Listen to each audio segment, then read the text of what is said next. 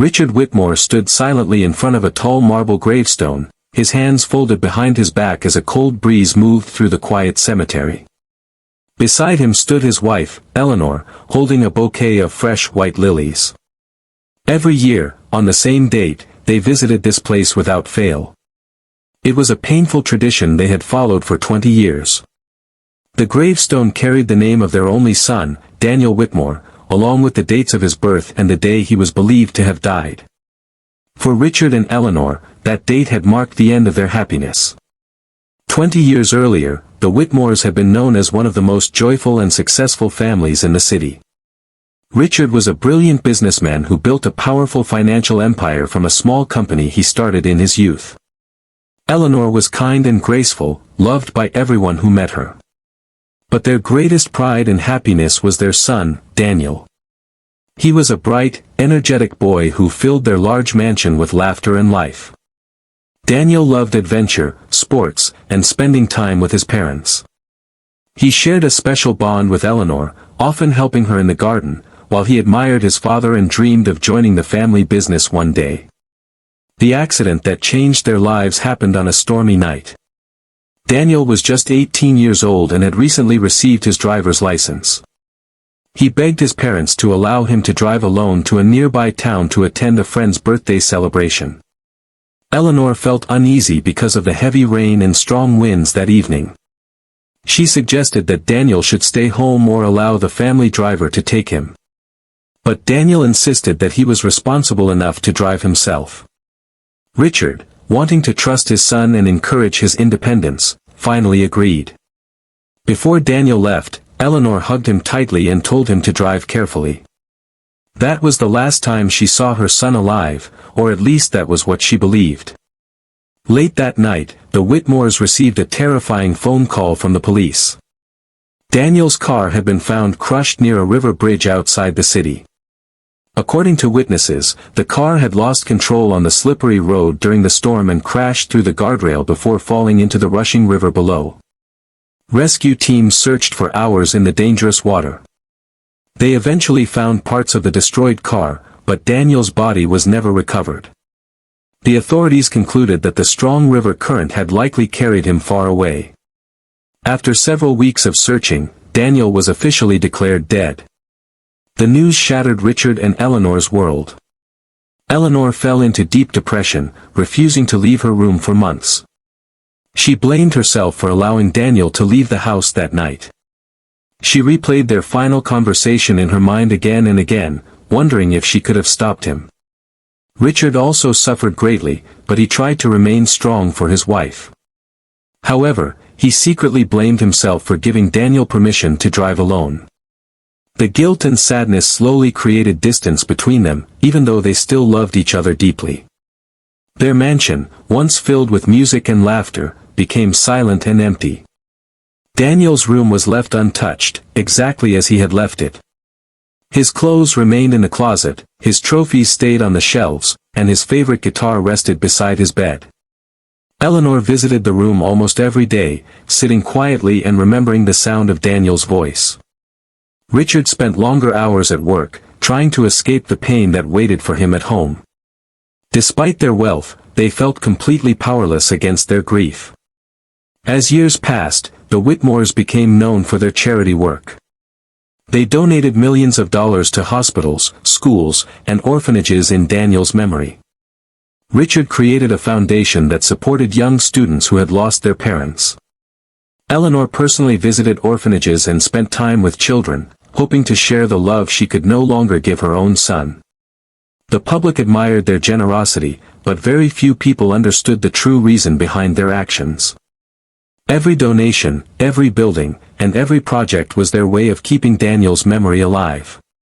Even after 2 decades, the pain never truly disappeared. Every year, on the anniversary of the accident, they visited Daniel's grave together. Eleanor always brought white lilies because they were Daniel's favorite flowers. Richard would stand quietly, remembering the dreams he once had for his son's future. They rarely spoke during these visits because words could not express their sorrow. The cemetery had become a sacred place for them, a place where they felt closest to the son they had lost. On this particular autumn morning, the sky was gray, and fallen leaves covered the ground around the gravestone. Eleanor gently placed the flowers beside Daniel's name and traced the engraved letters with her trembling fingers. Richard looked at the photograph carved into the stone, showing Daniel's smiling face as a teenager. Both of them felt the same heavy sadness they had carried for 20 long years. Neither of them noticed that their lives were about to change in a way they could never have imagined. After Daniel's disappearance, time continued to move forward, but for Richard and Eleanor Whitmore, life felt frozen in the moment they received that tragic phone call. Their luxurious mansion, once filled with celebration and warmth, slowly turned into a place of memories and silence. The grand dining table that once hosted lively family dinners remained mostly empty. Servants moved quietly through the halls, careful not to disturb the heavy atmosphere that surrounded their employers. Richard threw himself deeply into his work. He expanded his business empire with even greater determination, working longer hours than ever before. Many people believed his success came from strong ambition, but the truth was very different. Work became his escape from grief. Every meeting, every business deal, and every new project helped him avoid thinking about the painful loss that waited for him at home.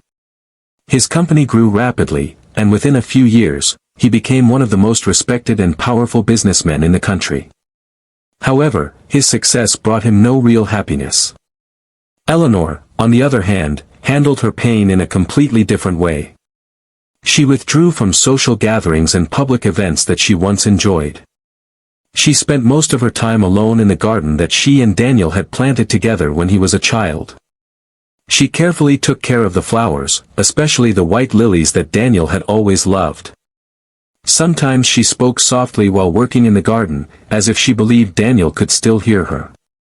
The servants often noticed her sitting on a bench for hours, holding one of Daniel's old jackets close to her chest. Their marriage also changed over time. They still cared deeply for each other, but their shared sorrow created a quiet distance between them. Conversations became shorter, and laughter almost disappeared from their lives. At night, they often sat in separate rooms, each lost in memories of their son. Richard wanted to comfort Eleanor, but he struggled to express his emotions. Eleanor wanted to support Richard, but her own sadness made it difficult for her to reach out. 5 years after the accident, Richard made a surprising decision that would change the direction of their lives. He announced the creation of the Daniel Whitmore Foundation. The foundation focused on helping young people who had lost family members in tragic accidents. At first, Eleanor did not fully understand why Richard wanted to begin such a large project. But when he explained that he wanted Daniel's name to continue helping others, she slowly agreed to support him. The foundation quickly grew into a powerful charity organization. They built hospitals that provided free treatment for accident victims. They funded scholarships for students who could not afford education after losing their parents. They also supported rescue teams and safety awareness programs designed to prevent road accidents. Newspapers and television channels praised the Whitmores for their generosity and kindness. The public admired them and often called them symbols of hope and compassion. Despite their public success, their private pain remained unchanged. Every project completed by the foundation reminded them of the life Daniel never got to live. Eleanor became personally involved in visiting orphanages supported by the foundation. She spent hours talking to children, listening to their stories, and comforting them. Many children became deeply attached to her because they felt the genuine love and care she showed them. Some of the younger children even called her mother, which brought both comfort and quiet sadness to her heart. Richard also began visiting the foundation's programs, though he remained more reserved. During one visit to a hospital built in Daniel's memory, he met a teenage boy recovering from a serious car accident. The boy reminded him strongly of Daniel, with similar dreams and energy. After that meeting, Richard started funding advanced rehabilitation programs, determined to help accident survivors rebuild their lives. For the first time in many years, he felt that his son's memory was creating something meaningful. As time passed, the foundation expanded internationally, helping thousands of people. The Whitmores received awards and recognition from governments and humanitarian organizations. However, they never attended celebrations with excitement. To them, every award felt like a reminder of why the foundation existed in the first place. One tradition remained unchanged throughout the years. Every year, on the exact date of Daniel's accident, Richard and Eleanor closed all business activities and visited his grave together. They treated that day as sacred and private. Eleanor always carried fresh white lilies, while Richard carried a small photo album filled with Daniel's childhood pictures. They rarely spoke during these visits, but their shared silence expressed emotions that words could never explain. As the 20th anniversary of Daniel's disappearance approached, the Whitmores had grown older and physically weaker, but their love for their son remained as strong as ever. They believed they had accepted their loss and learned to live with their sorrow. Neither of them knew that fate was slowly preparing to challenge everything they believed about the past, and their lives were about to change forever in a way they could never have imagined. The morning of the 20th anniversary of Daniel's disappearance arrived with a heavy gray sky and a cold autumn wind. The cemetery looked quieter than usual, with fallen leaves covering the narrow stone paths. Richard and Eleanor Whitmore walked slowly toward their son's grave, leaning slightly on each other for support. Age had weakened their bodies, but their yearly visit remained something they never missed. To them, this day was more important than any business meeting, social event, or public ceremony. Eleanor held her usual bouquet of fresh white lilies, carefully wrapped with a silver ribbon. Richard carried a small velvet box that contained Daniel's childhood photograph, something he had started bringing during the last few years. As they approached the grave, the familiar feeling of sadness quietly surrounded them. The cold air made Eleanor's hands tremble slightly as she placed the flowers beside the gravestone. She gently brushed away dried leaves that had gathered around the marble surface. While Richard stood silently reading Daniel's name engraved in stone, Eleanor suddenly felt a strange sensation, as if someone was watching them. She slowly turned her head toward the cemetery gates. At first, she saw nothing unusual except the old iron entrance moving slightly in the wind. But then she noticed a man standing near the gate, partially hidden behind a tall stone statue. The man looked like a typical homeless wanderer. His clothes were old, torn, and covered with dust. His long beard and messy hair made it difficult to guess his age. He carried a small worn-out bag over his shoulder and leaned slightly forward, as if he had been traveling for a very long time. Despite his weak and tired appearance, there was something unusual about his eyes. They were sharp, filled with emotion, and completely focused on the elderly couple. Eleanor felt an unexpected wave of discomfort and curiosity at the same time. She gently touched Richard's arm and whispered that someone was standing near the entrance. Richard turned his head slowly and noticed the stranger watching them. His first reaction was caution. Over the years, many strangers had approached them asking for money or help, knowing about their wealth and charity work. He assumed this man was probably another desperate person looking for assistance. The stranger hesitated for a moment, as if he was unsure whether to approach them or leave. He took a few slow steps forward, then stopped again. His breathing appeared heavy, and his hands were shaking slightly. Eleanor watched him carefully, feeling a strange and unexplainable familiarity. She tried to ignore the feeling, convincing herself that it was only her imagination caused by years of grief. Richard turned back toward the gravestone, trying to focus on his private moment with his son's memory. However, he could still sense the stranger's presence from the corner of his eye. The cemetery was almost empty that morning, making the man's presence feel even more noticeable. The wind continued to move through the trees, creating a soft rustling sound that added to the tension in the air. The stranger slowly walked closer, step by step, as if each movement required great effort. His shoes were worn out, and he limped slightly while walking across the uneven stone path. He stopped several meters away from the couple and stared directly at Daniel's grave. His expression suddenly changed, showing deep pain and confusion. His eyes filled with tears as he looked at the engraved name. Eleanor noticed the tears and felt her heart tighten. She had seen many people visit graves with sadness, but something about this man's reaction felt unusually personal. She studied his face carefully, searching for a reason behind her growing uneasiness.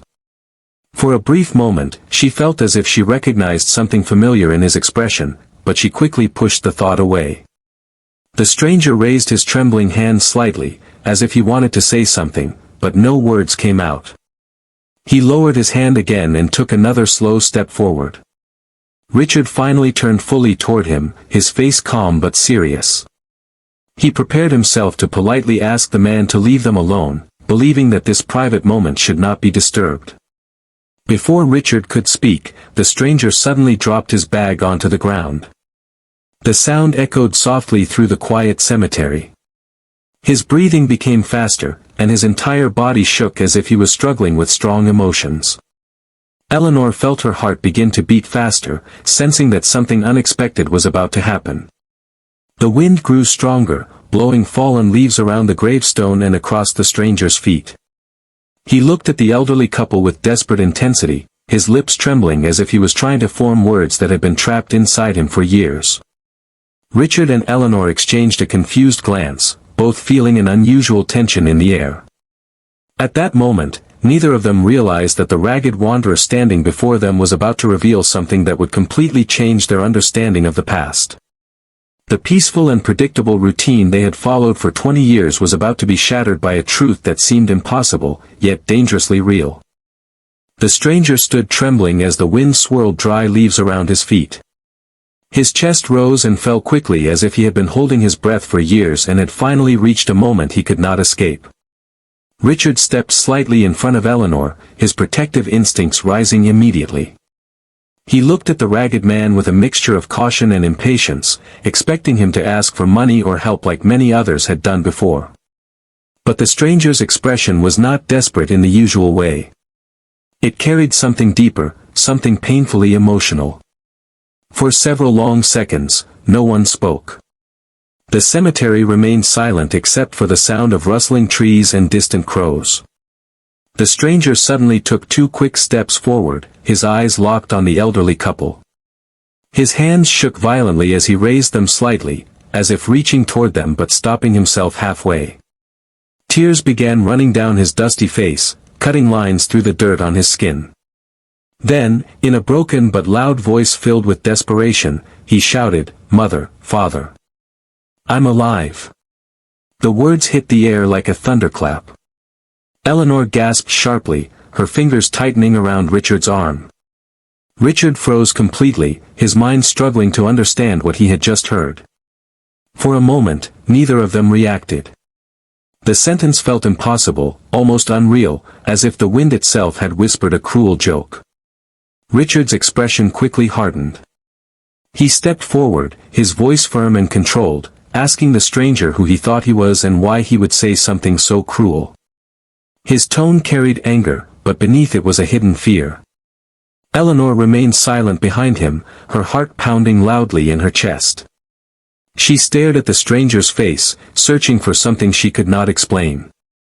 The man fell to his knees suddenly, as if his strength had completely left him. He pressed his palms against the cold stone path, trying to steady himself. His shoulders shook as he struggled to breathe properly.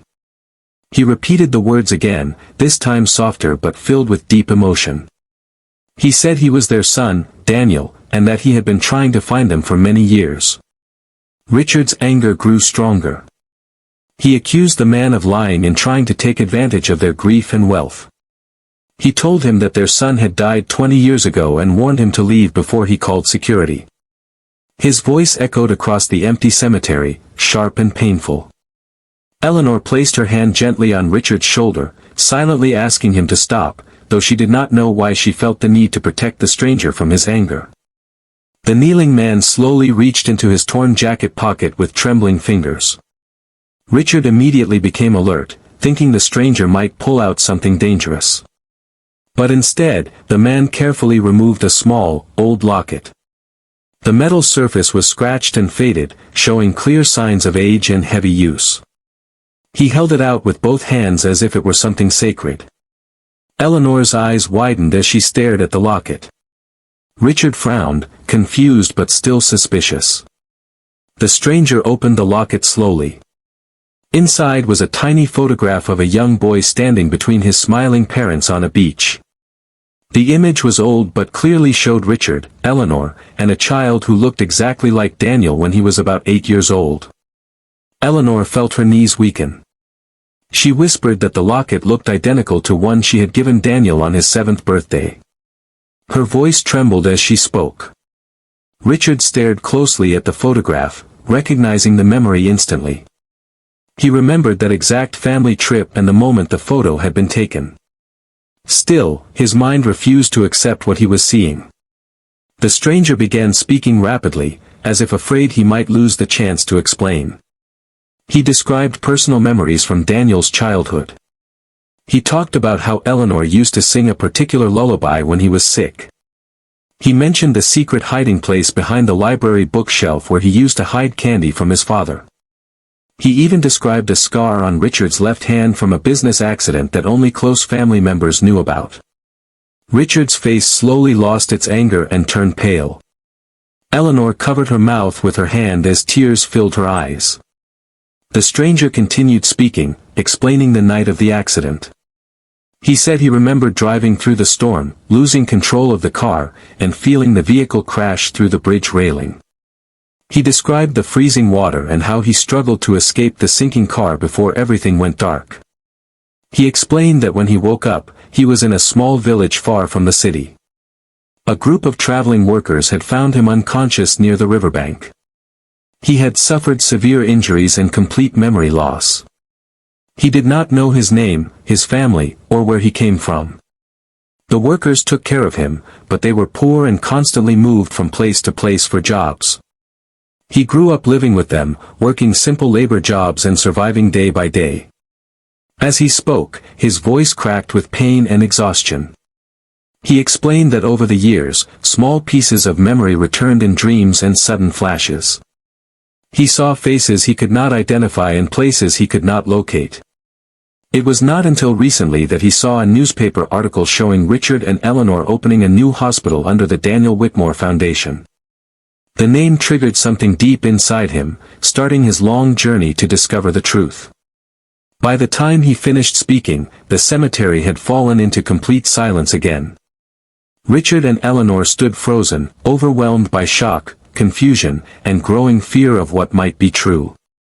The man remained kneeling before them, holding the locket with shaking hands, waiting for them to either accept him or destroy the last hope he had carried for so many years. The cold wind moved softly through the cemetery as silence surrounded the three figures standing near Daniel's grave. Richard and Eleanor Whitmore stared at the kneeling stranger, their minds trapped between disbelief and growing fear that his story might be true. The man slowly lowered his head, as if ashamed of the pain his words had caused, yet desperate to finally tell the truth he had carried alone for so many years. With trembling hands, he carefully placed the locket back into his palm and began speaking again, this time slower and more detailed. His voice was rough from emotion, but every word carried the weight of long years of struggle. He explained that after the car crashed into the river, he remembered fighting against the freezing water as the vehicle sank quickly into the darkness. He could still feel the terror of that moment, the sound of breaking glass, and the pressure of water filling the car. Somehow, he managed to escape through the shattered window. The powerful river current carried him far away from the bridge, pushing him toward an unknown destination.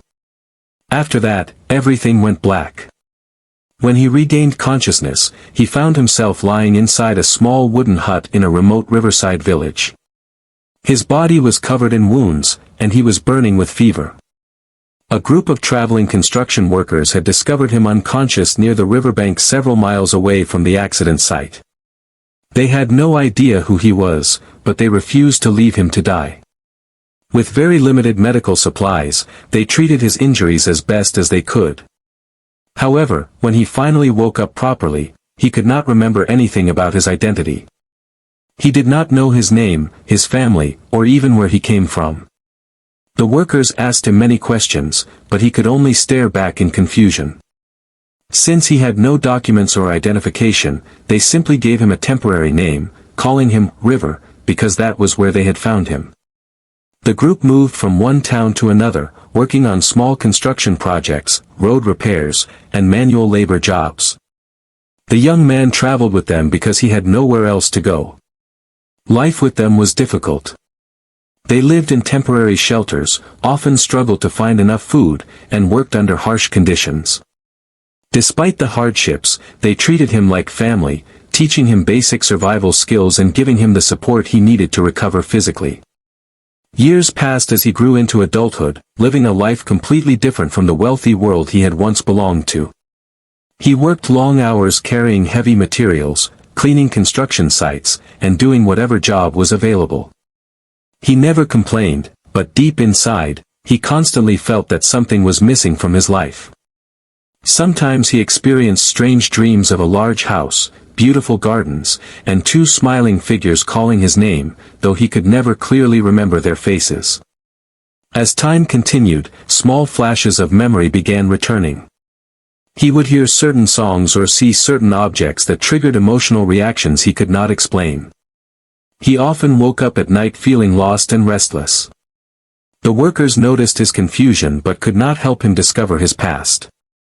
They encouraged him to accept his new life, believing that his old life was probably gone forever. One day, nearly 15 years after the accident, his life changed again. While working near a city market, he noticed a newspaper lying on the ground. A large headline caught his attention. It showed a photograph of an elderly couple opening a new children's hospital. Below the image was the name of the organization, the Daniel Whitmore Foundation. The moment he read the name, Daniel, something inside his mind reacted strongly. He felt a sudden wave of dizziness and emotion. He stared at the photograph for a long time, unable to understand why the faces of the elderly couple felt so familiar. He purchased the newspaper and kept it with him, reading the article repeatedly over the following days. After that moment, memories began returning more frequently. He started remembering fragments of a luxurious home, childhood laughter, and moments spent with loving parents. Though the memories were incomplete and confusing, they created a powerful desire inside him to search for answers. He left the group of workers who had cared for him and began traveling alone. His journey was long and painful.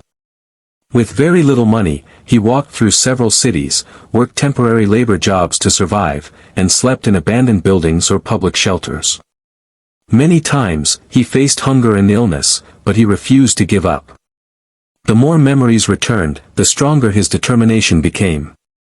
During his travels, he experienced recurring dreams of a cemetery surrounded by tall trees and marble gravestones. In his dreams, he saw himself standing near a grave with his own name carved into the stone. The dreams frightened him but also guided him. He believed they were trying to lead him toward the final truth about his identity. Eventually, after years of searching, he recognized the cemetery from one of his dreams while passing through the city. He gathered the last of his strength and courage to come there, hoping to confirm whether his memories were real or simply illusions created by his broken past. As he finished explaining his story, tears filled his eyes again. He looked up at Richard and Eleanor with desperate hope and fear mixed together. He told them that he had not come to take their money or wealth. He had come only to find out who he truly was and whether the family he remembered still existed. The stranger's voice faded into silence as the cold wind swept through the cemetery once again. Richard and Eleanor stood frozen, overwhelmed by the man's unbelievable story. Every word he had spoken carried emotion, detail, and memories that felt painfully real. Yet, the truth he claimed was so shocking that neither of them could accept it without doubt. Their hearts wanted to believe, but their minds fought against the possibility of such a miracle. Richard slowly stepped forward, his face serious and filled with confusion. Years of business experience had taught him to trust facts, evidence, and logic. Emotional stories alone were not enough for him to accept such an extraordinary claim. Eleanor, however, stood quietly, staring at the stranger with watery eyes. Something deep inside her heart kept whispering that the man's presence felt familiar, but fear of disappointment held her back from speaking. Richard asked the stranger firmly if he understood the seriousness of his claim. He explained that many people had tried to deceive wealthy families before, using emotional stories to gain sympathy or financial support. His voice was calm but strong as he told the man that if he truly believed he was their son, he would need to prove it beyond doubt. The stranger nodded slowly, showing that he expected this reaction. He admitted that he had asked himself the same question many times during his long journey. He said he had feared reaching this moment because he knew memories and emotions might not be enough to convince them. Still kneeling, he carefully removed his worn jacket and rolled up the sleeve of his right arm. He revealed a small, crescent-shaped birthmark just below his shoulder. Eleanor gasped softly, covering her mouth with her trembling hand. She stepped forward without realizing it, staring closely at the mark. She whispered that Daniel had been born with the exact same birthmark. She remembered how she used to kiss that mark when he was a baby. Her voice broke as tears began sliding down her face. Richard's expression changed, but he remained cautious. He gently held Eleanor's arm, reminding her that birthmarks alone could not prove identity. He told the stranger that medical confirmation would be required before they could accept such a life-changing truth. The stranger nodded again, showing no anger or frustration. Instead, he looked relieved, as if he had expected this challenge and was ready to face it. Eleanor suddenly asked the stranger to tell her something only Daniel would know, something deeply personal that no outsider could possibly guess. The man closed his eyes for a moment, as if searching through distant memories. Then he spoke softly, reminding Eleanor about a rainy afternoon when he had accidentally broken her favorite glass vase while playing inside the house. He explained how she had pretended to be angry but later secretly gave him chocolate to stop him from crying. Eleanor's knees weakened as she remembered the exact moment. It had been a private memory she had never shared with anyone else. Richard felt his confidence slowly breaking. He asked the stranger one final question, something he had never told anyone outside the family. He asked what Daniel's last words to him had been before leaving the house on the night of the accident. The stranger's eyes filled with tears as he answered quietly. He said that he had promised to return early and help Richard prepare a business presentation the next morning. Richard's face turned pale. That conversation had been private, spoken only between father and son. The emotional weight of the moment became almost unbearable. Eleanor reached forward, her hands shaking as she touched the stranger's face gently, studying his features more closely. She noticed similarities she had not allowed herself to see before, the shape of his eyes, the curve of his smile, and the tone of his voice. Her heart ached with hope and fear at the same time. Richard finally spoke again, his voice softer but still serious. He told the stranger that they would arrange a professional DNA test immediately. He explained that such proof would remove all doubt and protect everyone from future pain or confusion. The stranger agreed without hesitation, saying he wanted the truth as much as they did. Within hours, Richard contacted his private doctor and arranged emergency medical testing. The process moved quickly due to Richard's influence and resources. Blood samples were collected from all three of them that very afternoon. The waiting period for results felt endless.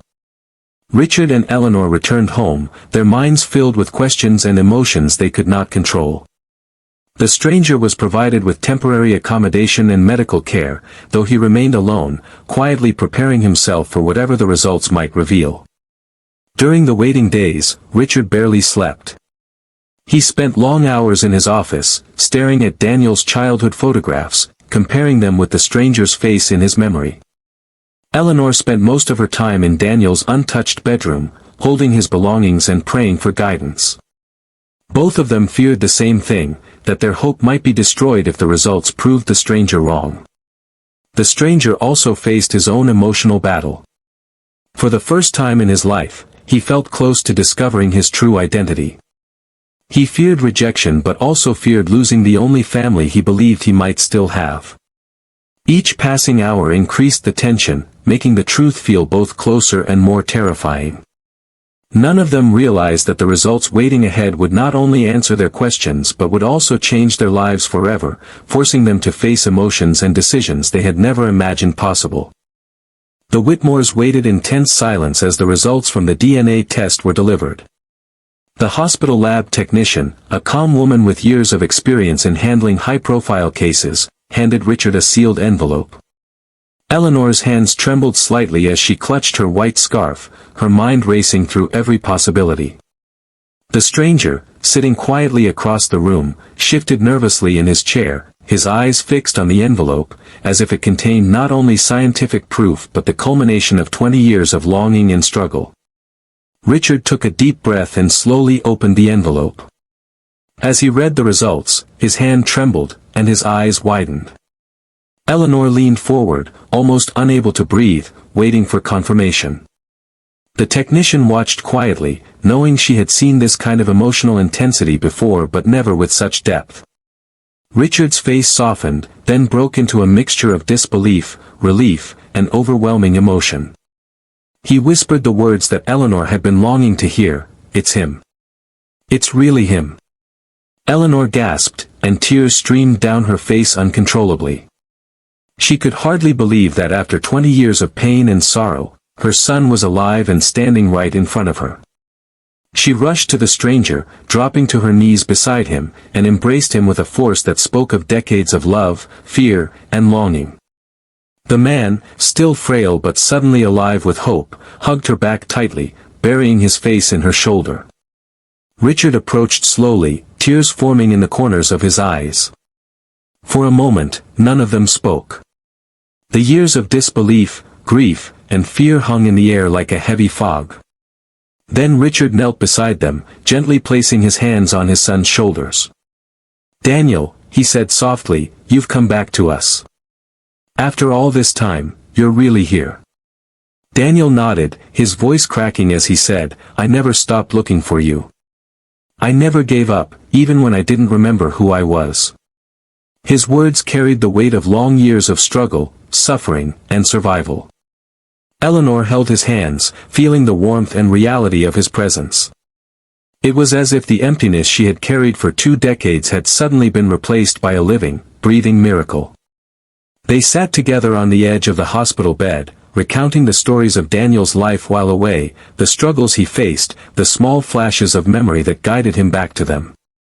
Eleanor listened with a mixture of amazement and sorrow, realizing the immense courage her son had shown in surviving a life of hardship, confusion, and isolation. Richard asked questions about every detail, wanting to understand the journey that had brought Daniel back to them. For hours, they shared memories and filled in the gaps of lost years.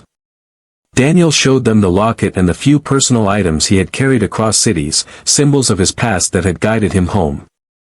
Eleanor wept quietly, knowing that Daniel had suffered in silence, facing danger and hardship that no child should ever endure. Richard felt a deep sense of pride mixed with guilt, wishing he could have protected him, but also immense relief that he had survived.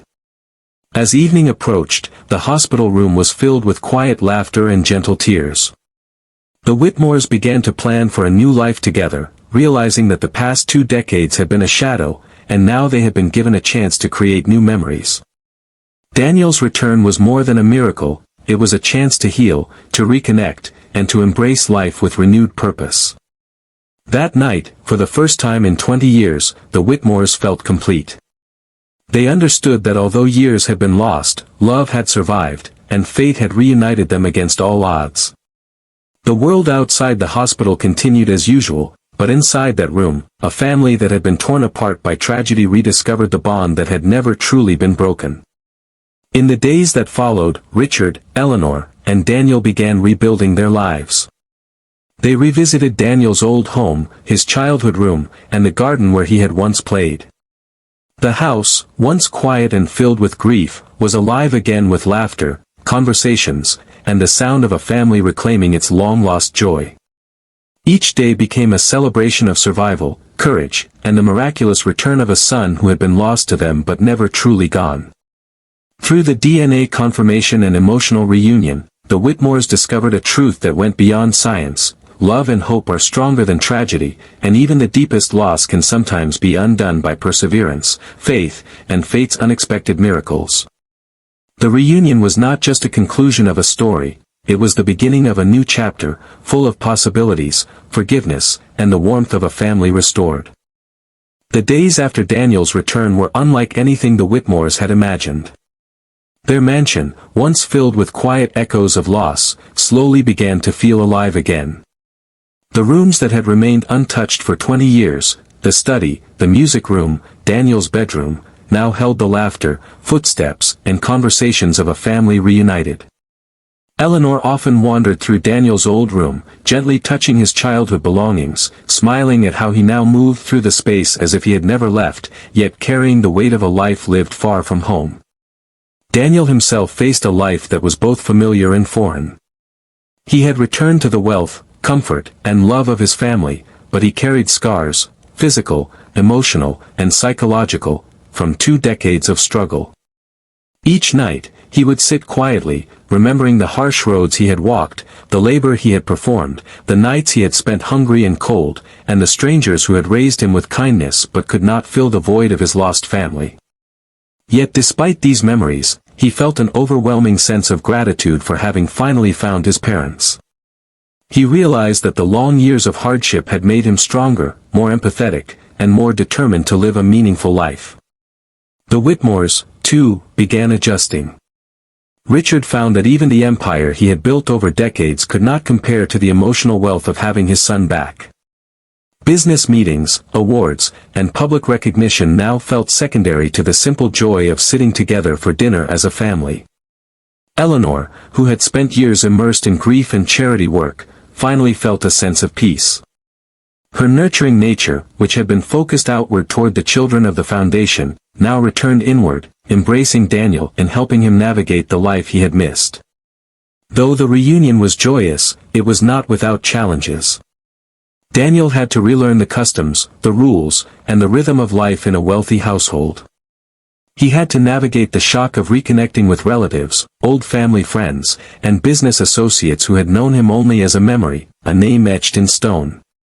For Eleanor, it was emotionally overwhelming to see Daniel struggle with habits formed in poverty and hardship while simultaneously marveling at his resilience and determination. Richard often found himself torn between protecting Daniel and allowing him the freedom to adapt at his own pace. Despite the challenges, the family also found new purpose. Daniel, inspired by his own experiences of survival and identity loss, became deeply involved in the Daniel Whitmore Foundation. He worked to expand its mission, creating programs specifically designed to locate missing children, provide resources for accident survivors, and help reunite families torn apart by tragedy. His personal story gave him credibility, empathy, and a powerful voice in the organization. He could now contribute not just as a figurehead, but as someone who had lived the very struggles the foundation aimed to solve. The community and media were fascinated by the story of Daniel's return. Headlines across the country celebrated the miracle reunion of the Whitmore family. But Daniel and his parents carefully managed the attention, focusing instead on the personal significance of their bond rather than public recognition. For them, the story was not about fame, it was about love, survival, and the unbreakable connection between parents and child. Over the following months, the family also revisited the places that had shaped Daniel's past. They traveled to the riverside where his accident had occurred, paying respects to the memories that had haunted him for years. They visited the villages and small towns where he had lived and worked, meeting the people who had helped him survive. Each visit became a mixture of emotional reflection, gratitude, and closure. Daniel expressed deep appreciation for those who had cared for him, acknowledging that their kindness had kept him alive until he could return home. As the Whitmores slowly rebuilt their life together, they discovered a remarkable truth: time may separate us, circumstances may change, but the bonds of love remain resilient. They learned to embrace both the past and the present, integrating Daniel's experiences into the family's story without allowing them to overshadow their new beginning. The mansion, once a silent monument to grief, became a place of healing, growth, and hope. In the evenings, the three of them would sit together in the garden where Daniel had once played as a child. The white lilies Eleanor had always brought continued to bloom each year, symbolizing the enduring love that had guided Daniel home. Richard and Eleanor often reflected on the miracle of fate, the strength of hope, and the perseverance that had allowed their family to survive the unimaginable. For Daniel, each day was a reminder that even the darkest paths could lead back to light, and that love, patient, enduring, and unwavering, was stronger than time, tragedy, or loss. The Whitmores' story became more than a reunion, it became a testament to human resilience, the power of hope, and the miracles that can happen when determination, love, and faith intersect. They had lost years, but they had regained something far more valuable, the chance to live fully as a family once again, stronger, wiser, and more united than ever before.